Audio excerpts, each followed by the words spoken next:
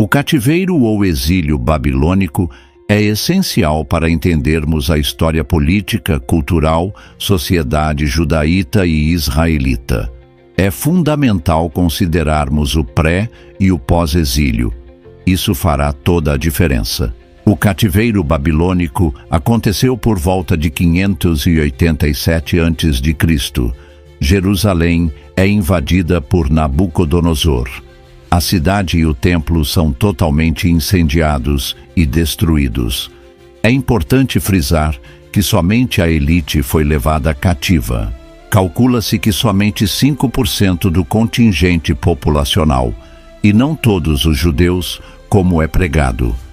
Estima-se que 50.000 era o total de habitantes de Judá quando houve a invasão. Como na época Jerusalém não era o centro de peregrinação e a monarquia não intervinha na vida religiosa do povo, em virtude disso, essa destruição em Jerusalém não causa o transtorno na realidade do povo como muitos pensam. Agora, sobre a classe dominante que é levada cativa, inclui a monarquia e os respectivos funcionários, os sacerdotes, profetas e escribas do rei, capitães do exército, grandes comerciantes e figuras importantes, ou seja, a nata política, econômica e cultural da nação. Entretanto, muito diferente do que pensam, eles não sofreram as atrocidades como é apresentado no Êxodo.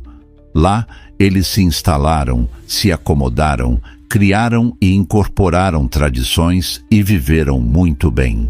Mas esse cativeiro promovido pelo Império Babilônico foi até 539.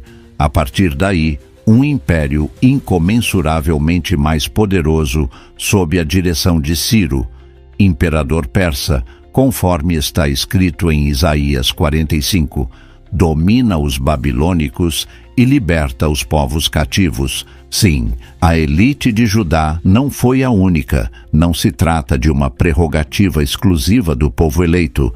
A elite de muitos povos também foi levada cativa. Mas, como prova irrefragável de que os judeus estavam bem, eles não voltam. Todavia, em 520, com autorização do império e a pretensão de estabelecer governo, o rei Zorobabel, com sua família e servidores, retornam. A intenção de Zorobabel é reconstruir e restabelecer ou reconfigurar Judá nos moldes do pré-cativeiro. Com impostos, os profetas e sacerdotes como antes, o templo também voltaria.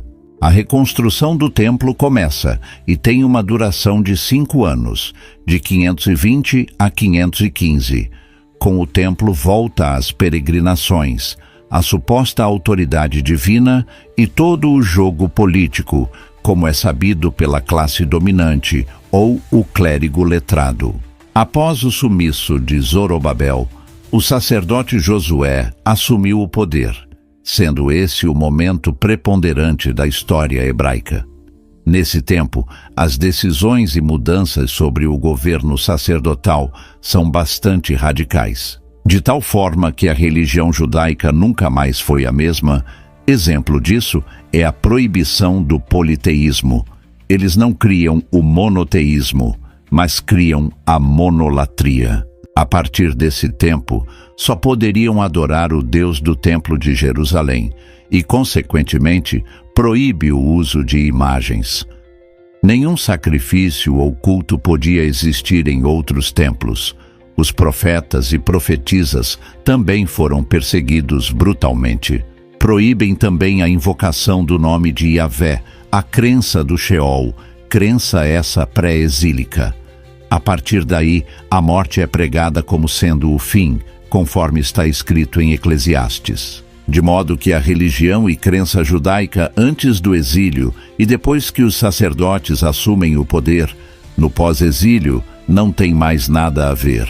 Profetas e profetisas só na periferia. Cultos e sacrifícios só no templo de Jerusalém. Deus agora não é soberano e moralmente neutro, criador do bem e do mal, conforme Isaías 45, versículo 7. Em virtude disso, não se compreende nada sobre a religião, crenças ou demais pontos essenciais no Antigo ou Novo Testamento. Se não conhece sobre o período pré- e pós-cativeiro babilônico, com suas respectivas implicações, será difícil entender como se originou tantas doutrinas impregnadas na mente de indivíduos e comunidades por milênios.